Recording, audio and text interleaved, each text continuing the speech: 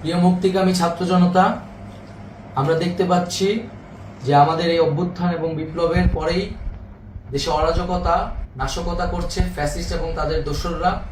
আমরা দেখতে পাচ্ছি যে বিভিন্ন জায়গায় এখন গোলাগুলি চলছে, মন্দিরে হামলা হচ্ছে এবং নাশকতা ও লুটপাট করছে।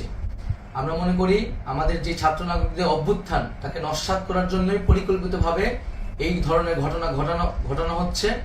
আমরা মুক্তিকামী ছাত্র জনতাকে সজাগ এবং সতর্ক থাকতে আহ্বান জানাচ্ছি এবং আমাদের যে অন্তর্বর্তীকালীন সরকার, আমরা সেই সরকারের যে প্রস্তাবনা 24 ঘন্টার সময় নিয়েছিলাম, জরুরি পরিস্থিতি মোতাবেক আমরা এখনই তার একটি রূপরেখা ঘোষণা করছি।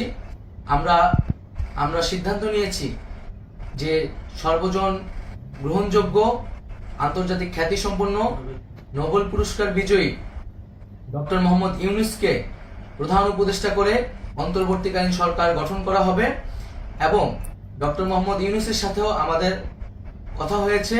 তিনি ছাত্র জনতার আহ্বানে বাংলাদেশকে রক্ষা করতে এই গুরু দায়িত্ব নিতে সম্মত হয়েছে। আমরা সকালের মধ্যেই আমরা এই সরকার গঠনের প্রক্রিয়া দেখতে চাই।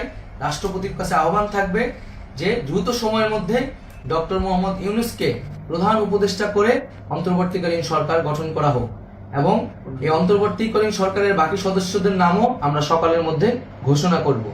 প্রিয় বন্ধুগণ, দেশে যে অরাজকতা চলছে, মানুষের জীবনের নিরাপত্তাহীনতা চলছে, সেজন্য আমরা রাষ্ট্রপতির কাছে আহ্বান জানাচ্ছি দেশে আইন শৃঙ্খলা পরিবেশ ফিরিয়ে আনার জন্য দ্রুত সময়ের মধ্যে কার্যকর ব্যবস্থা নিতে হবে এবং আইন শৃঙ্খলা বাহিনীকে সহযোগিতা করার জন্য মুক্তিকামী ছাত্র জনতাও রাজপথে থাকবে এবং অন্তর্বর্তীকালীন সরকার গঠন না হওয়া পর্যন্ত মুক্তিকামী ছাত্র জনতাকে রাজপথে থেকে তাদের যে অভ্যুত্থান, সেই অভ্যুত্থানকে রক্ষা করতে হবে।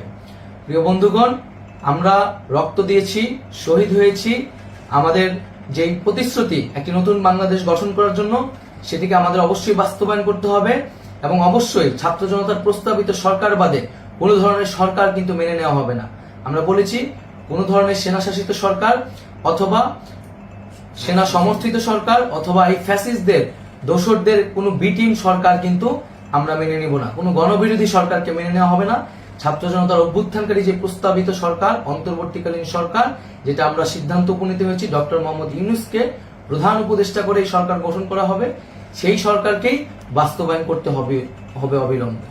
আগামীকাল সকাল থেকে সকলকে আহ্বান জানাচ্ছি রাজপথে থাকার জন্য এবং আমাদের যেই সাম্প্রদায়িক সম্প্রীতি এবং রাষ্ট্রীয় সম্পদ রক্ষা কমিটির ঘোষণা হয়েছে বৈষম্যবিরোধী ছাত্র আন্দোলনের নেতৃত্বে, সকল পাড়ায় পাড়ায় এলাকায় এলাকায় সেই কমিটি পাহারায় থাকবে। আমাদের সংখ্যালঘু কমিউনিটিকে আমাদের রক্ষা করতে হবে, রাষ্ট্রীয় সম্পদ এবং এই দেশকে রক্ষা করতে হবে আমাদের।